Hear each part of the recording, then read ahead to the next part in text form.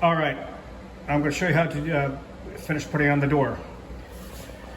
Put your pivot in that spot. Like I said, you can do pretty much this with one hand. There's a hole on the bottom of the door. Line it up. Pretty much easy to do. You know you can't miss it. It's in. Just that easy. Line up the top. Shift it over. Get your pivot. Screw that in. Now, there should be a little play on the door with it. You should be able to adjust it up and down. This is to adjust the top. Now, for the top, putting on the top door, you gotta get the door.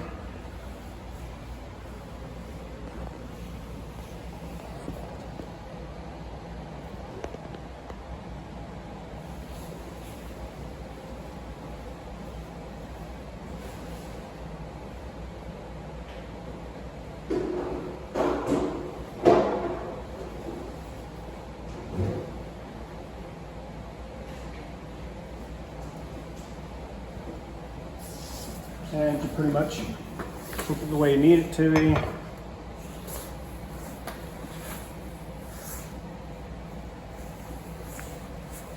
I'm using a cell phone for the spacer. Get it lined up on the back, put it in there. So your doors, your handles do not rub together. You need some kind of spacer. The cell phone is about the perfect height. You can always find some other way. Put in the top pivot, line up the holes with the screws. These screws that I'm not using, you only need two. The holes that I'm not using are for the other sides when the door swings the opposite way. Again, this will be a right-hand swing. So you start tightening down, and you notice that your screws are a little angled, which means you got to lift the door just slightly.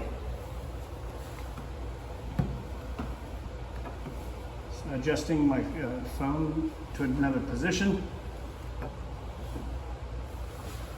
Screws became more aligned, and finish tightening down.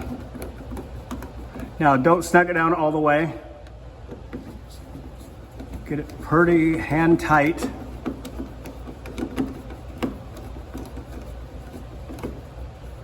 Take it right about there. So it's hand tight.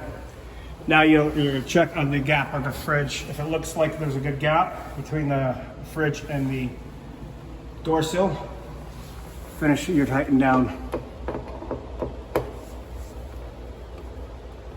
If not, if it's not closing at the top, then you need another spacer at the bottom. If it's not spacing at the top, you need a spacer at the bottom. If it's not spacing at the bottom, you need a spacer at the top. Gives the door, because the door has play to it as an up and down motion. That is a pretty good tight. So we finish placing it in the spot.